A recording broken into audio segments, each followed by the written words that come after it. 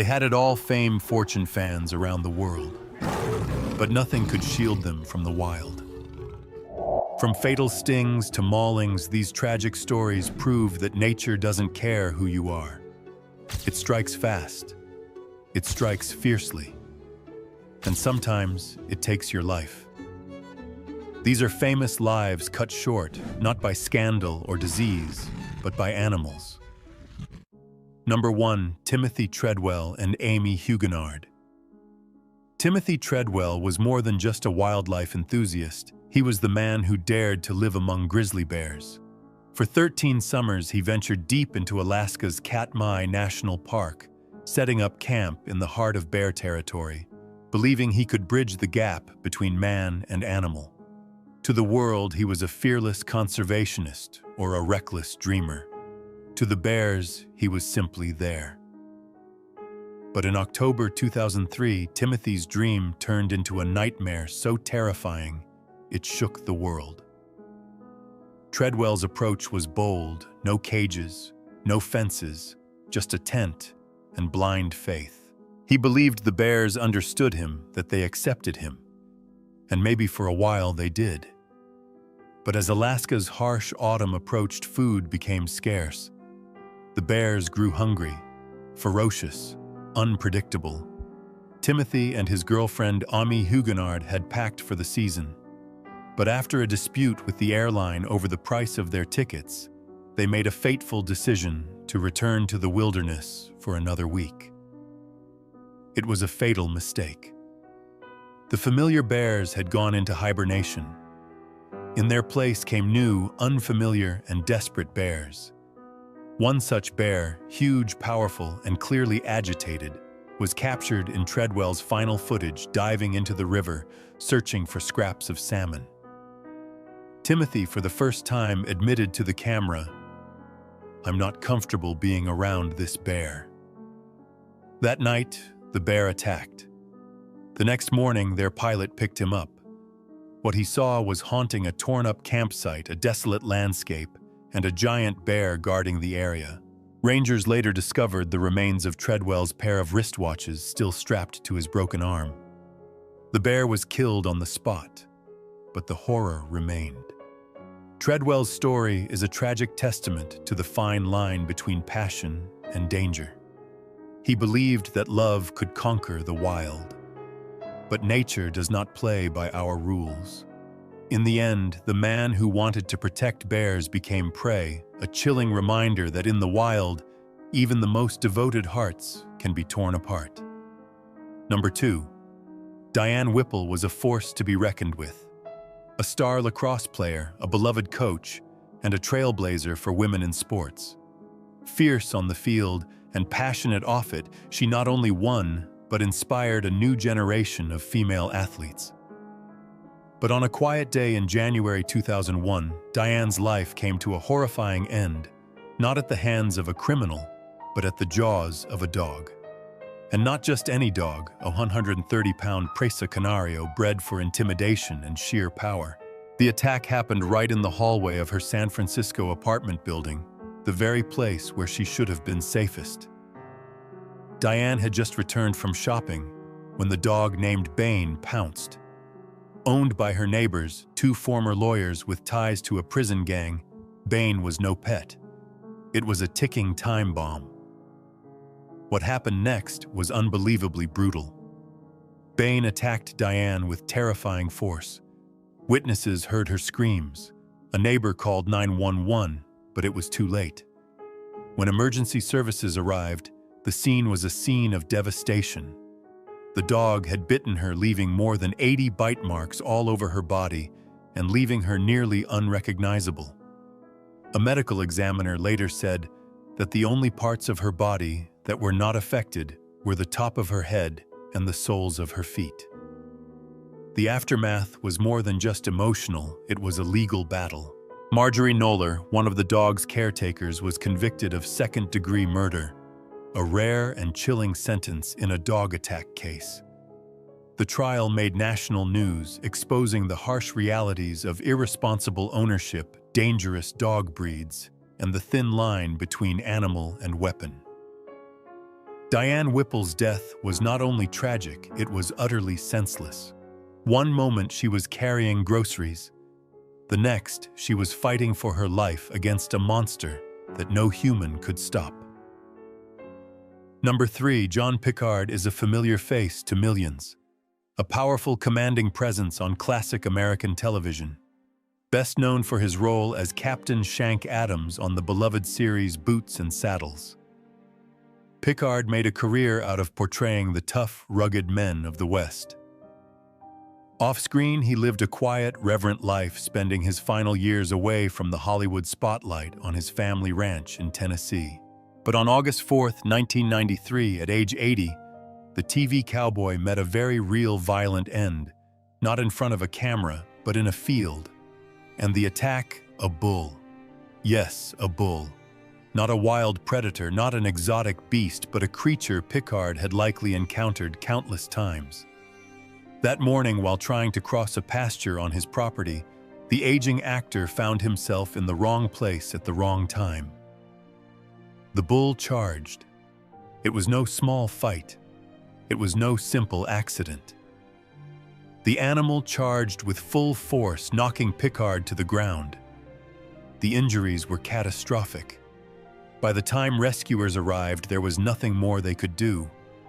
For fans and family alike, the shock was almost unbelievable. How could a man who had played fearless heroes, who had faced danger on screen so many times, have died so brutally and unexpectedly? The irony was almost too cruel. An icon of American masculinity struck down, not by time, not by disease, but by a creature he had probably never considered a threat.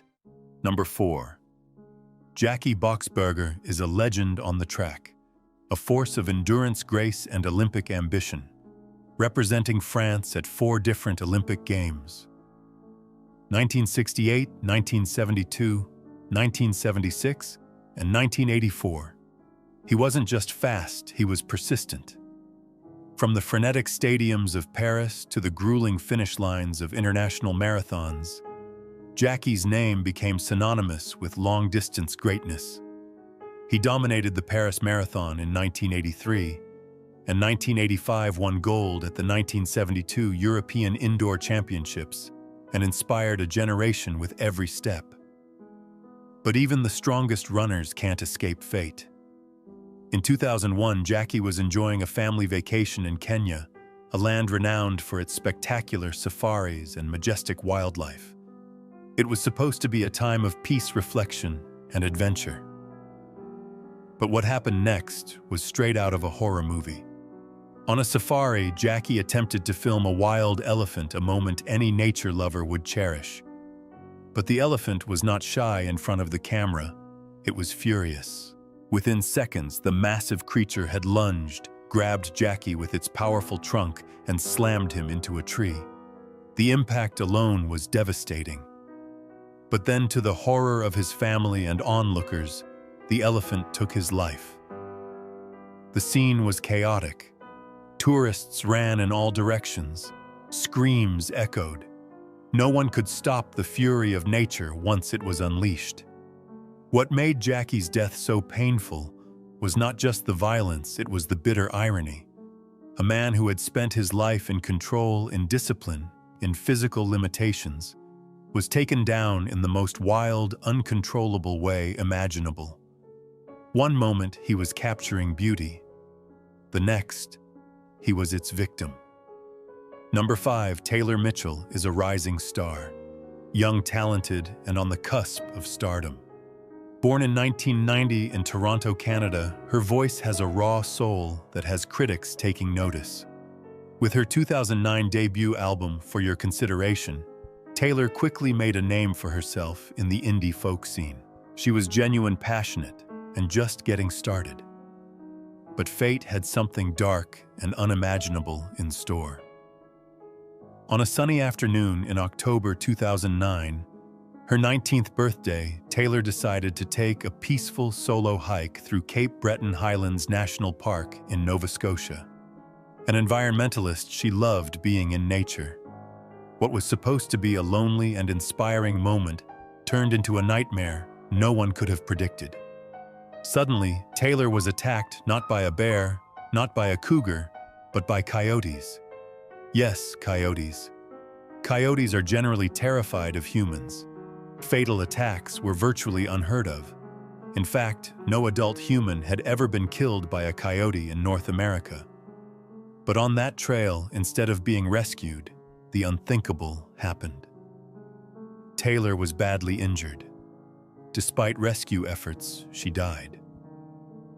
The news sent shockwaves through the music world and among wildlife experts. How could this happen? Why would a coyote attack? Biologists were baffled, scrambling for answers. Some blamed food shortages, others blamed her unusual behavior, but no one could explain why a healthy adult human would fall prey. Number 6. Steve Irwin wasn't just a wildlife expert, he was the crocodile hunter. With his khaki shirt, boundless energy, and signature, crikey, he became a global icon. Millions tuned in to watch him wrangle massive crocs, stare down venomous snakes, and charm some of the deadliest creatures on Earth with a grin on his face. But beneath the TV fame was a real mission, educating the world, protecting animals, and proving that nature was something to love, not fear. But on September 4, 2006, that mission ended in the most sudden and shocking way imaginable. Irwin was filming Ocean's Deadliest, a documentary diving deep into the mysterious marine world off the coast of Australia. It was supposed to be another thrilling, yet controlled shoot, something he had done 100 times before. But this time he met a creature no one could have expected to kill a stingray. While filming underwater, Irwin swam above a short-tailed stingray, a creature generally known for being shy, not aggressive. But something went wrong. The stingray lashed out, striking him with its sharp, venomous barb. It pierced straight through his chest and into his heart. One strike, one instant, and the crocodile hunter was gone. His cameraman, in a panic, pulled him from the water. Emergency procedures were attempted, but it was too late. The man who had faced crocodiles, lions, and pythons had been taken down by an animal no one expected. The world reeled. News of Steve's death spread like wildfire. Fans around the globe were heartbroken. How could someone so alive, so larger than life, be gone in a flash, and by a stingray, a creature most wouldn't even see as dangerous? But maybe that's what made Steve Irwin different. He didn't just flirt with danger, he danced with it. And he did it to teach, to inspire, to make the world care. His legacy didn't die in the reef that day. It lives on through his wife Terry, his children Bindi and Robert, and their tireless work at the Australia Zoo. It lives in every kid who dreamed of becoming a conservationist. And it lives in the wild, where Steve's heart always truly belonged. Number 7. In the bustling political heart of Delhi. Surinder Singh Bajwa was a man of stature, a respected leader, a seasoned voice, and the city's deputy mayor. He took office in April 2007 with a mission to serve reform and uplift the lives of millions in India's sprawling capital. He faced criticism, pressure, politics, but nothing could have prepared him for what would become the most bizarre and horrifying twist of his life. Because what ended Surinder Singh Bajwa wasn't an assassin's bullet. It wasn't scandal, disease, or misfortune. It was monkeys. Yes, monkeys. On October 20th, 2007, chaos struck at his own home. A group of rhesus macaques, aggressive, territorial, and increasingly bold in Delhi's urban sprawl, invaded his residence. The city had been grappling with a monkey menace for years, but this time it turned fatal. The primates attacked. Bajwa, in a frantic attempt to escape the swarming monkeys, rushed to his balcony, a first-floor ledge that should have been his sanctuary. But in the commotion, he lost his balance. In one terrifying moment, he fell. The impact was devastating. He suffered severe head injuries and was rushed to the hospital. But despite medical efforts, Surinder Singh Bajwa succumbed to his wounds the very next day. The news was so unbelievable that many thought it was satire, a high-ranking official killed in his own home by monkeys, but it was all too real. His death sparked outrage and panic across Delhi. How could this happen? Why hadn't the city acted sooner? Residents had long complained about the monkey crisis. Monkeys stealing food, breaking into homes, even attacking children. But Bajwa's death turned a long-running nuisance into a national emergency. Number 8. Alexis Martinez is living his dream, working closely with one of the ocean's most powerful creatures, the killer whale. At just 29 years old, the Spanish trainer was known for his calm demeanor, keen instincts, and deep connection with the killer whales at Loro Parque in the Canary Islands. But on Christmas Eve 2009, what was supposed to be a routine training session turned into a terrifying scene, and it took his life. The whale was Coyote, a large, muscular male killer whale, trained at SeaWorld and brought to Loro Parque. He had performed countless times, but during a swim practice session, Coyote suddenly attacked Alexis. With tremendous force, the killer whale rammed Alexis, leaving him severely injured. Alexis had no chance. By the time help arrived, he was gone by the very creature he trusted most. The incident shocked the world. How could a trained, seemingly friendly killer whale turn into a killer in a controlled environment? Coyote had a history of unpredictable behavior, but the show continued until it ended. Alexis's death lifted the curtain on the dangers that lurk beneath the surface of marine parks. The pressures of captivity, the psychological stress of facing giant predators, and the high risks that trainers face every day. Alexis Martinez's story is more than a tragedy. It's a chilling warning. Even the most graceful, elegant creatures can attack without mercy. And when they do, it's no longer a show. It is a deadly reminder of the raw, relentless power of nature. Number 9. Ellen Blight was fearless, charming, and known throughout Victorian England as the Lion Queen. Crowds packed into traveling circuses to watch her control the cage, cracking her whip, while lions and tigers obeyed her every move. She was a phenomenon, a young woman taming beasts twice her size. But behind the applause and adrenaline, danger was always present. And on one fateful night in 1850, that danger roared back with a vengeance. The show had barely begun when Ellen entered the cage face to face with a full-grown Bengal tiger. Calm and confident, she tapped its nose with her whip, a standard signal. But the tiger took the bait. In a rage and with sharp claws, it charged at her, to the horror of the audience. Screams rang out throughout the theater as chaos erupted. The trainers rushed in, weapons drawn, but it was too late. The tiger had taken Ellen's life. She died within minutes. The incident shocked the nation. The press described it as both a tragedy and a farce, sparking debates about women in dangerous professions and the ethics of using wild animals for entertainment. But no headline could capture the sheer horror of the moment, a young woman being devoured by the beast she thought she controlled. Number 10. Kenton Joel Carnegie was young, bright, and curious. A 22-year-old college student with a passion for geology and the wild. In November 2005, he found himself in the remote wilderness of Saskatchewan, Canada, working at a field camp near a landfill. The air was clean, the land was quiet, but something was watching something wild. Locals reported strange animal behavior in the area, bears lingering longer than usual, wolves growing increasingly aggressive. Kenton, warned by his co-workers to be careful, chose to hike alone. He never returned. A few hours later, searchers followed his tracks into the woods. What they found was horrifying. Kenton lay motionless, surrounded by wolf tracks, possibly bear tracks. No one could be sure. His clothes were torn. The scene was wild, primal nature's darkest side exposed.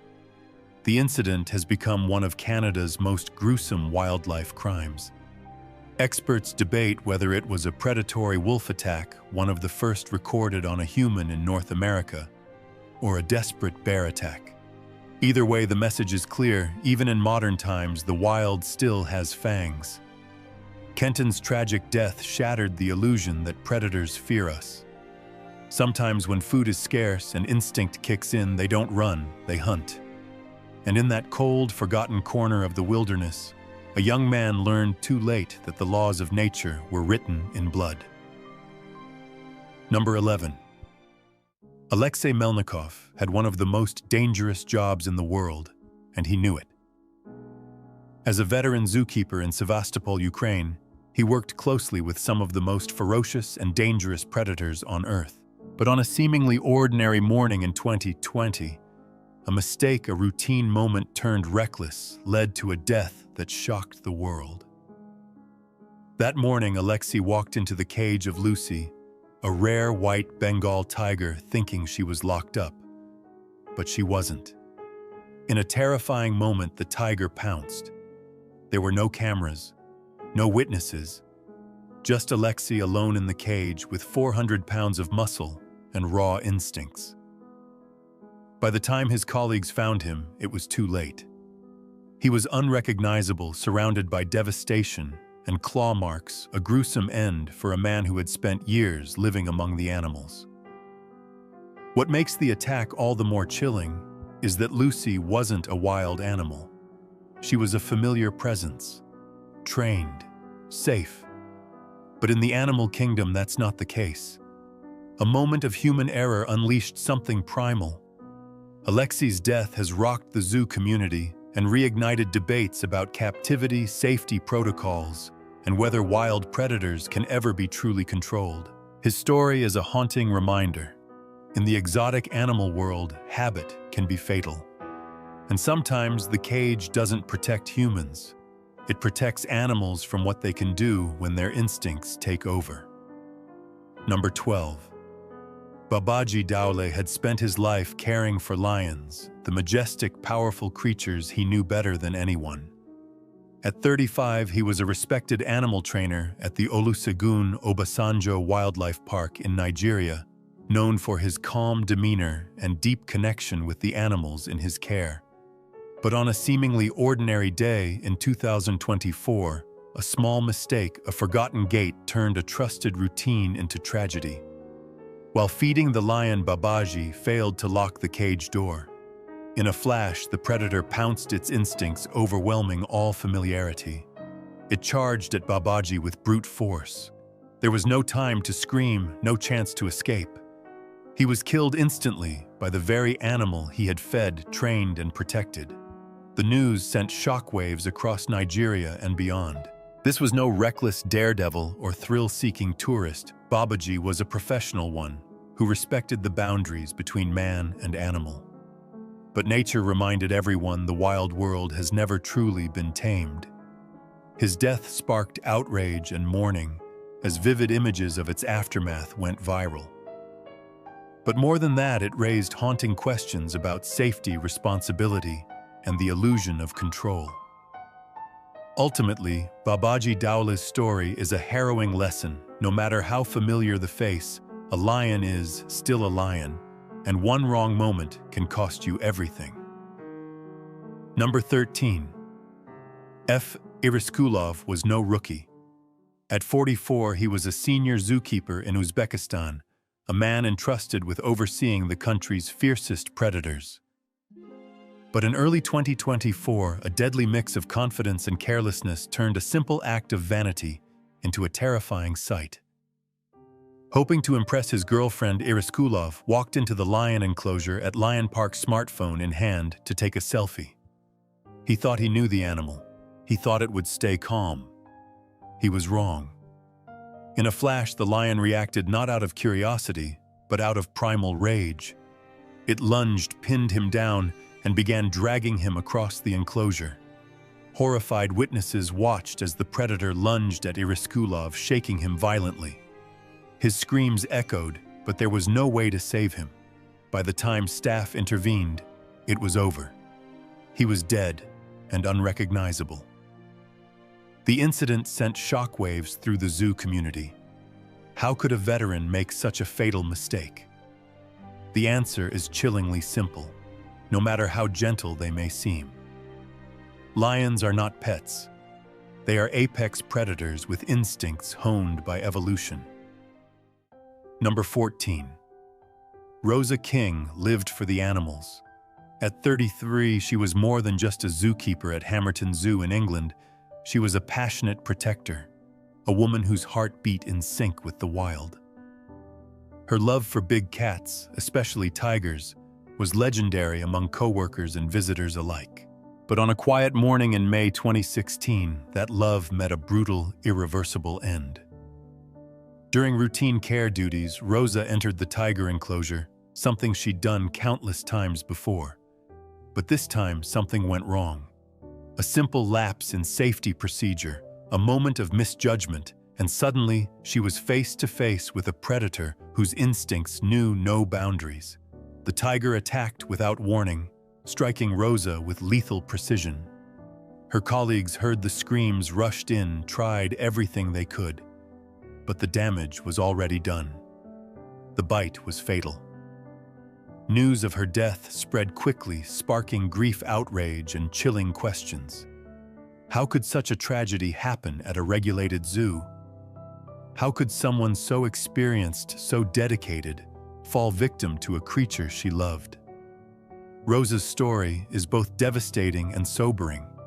It reminds us that no matter how deep the bond between human and animal, the wild cannot be fully tamed. Behind every set of amber eyes lies instinct raw, untamed, and deadly. Rosa King died doing what she loved, but in that love she crossed a line no one can ever truly see until it's too late. Number 15. Catherine Chappell is a rising star in Hollywood. A brilliant visual effects editor who has helped bring dragons and epic battles to life on Game of Thrones, she has a deeper passion off-screen wildlife conservation. In June 2015, while visiting South Africa, Catherine took a break from her editing room to witness the raw beauty of nature. She booked a safari at the famous Lion Park near Johannesburg, where visitors can observe big cats in a semi-wild setting from the safety of their vehicles. But in one fateful moment, the line between wonder and danger blurred. Catherine, eager to capture the perfect shot, rolled down her window, a small but seemingly harmless violation of park rules. As she raised her camera, a lioness attacked. With terrifying speed, the predator lunged through the open window, attacked Catherine, and dragged her into a deadly grip. Onlookers screamed. Her guide tried to fight off the animal, but within seconds, it was all over. The world was shocked. How could someone so intelligent and passionate about protecting animals fall victim to such a brutal predator? The tragedy was not only heartbreaking, it was also filled with irony. A woman who had brought imaginary creatures to life had been killed by the very real deadly force of nature. Number 16. Stephen K. Miller is more than just a stuntman. He's also a fearless animal trainer who has spent years working side by side with some of nature's most dangerous predators. But on that fateful day in April 2008, the line between trust and fear was broken in a matter of seconds. At the Predators in Action facility in California, Stefan was filming a promotional video with Rocky, a 7-foot-tall, 700-pound grizzly bear he had trained himself. It was supposed to be routine. Rocky had performed before, even appeared in movies, but this time something went horribly wrong. As the camera rolled, Stefan gave the signal. Rocky responded, but not with a trick.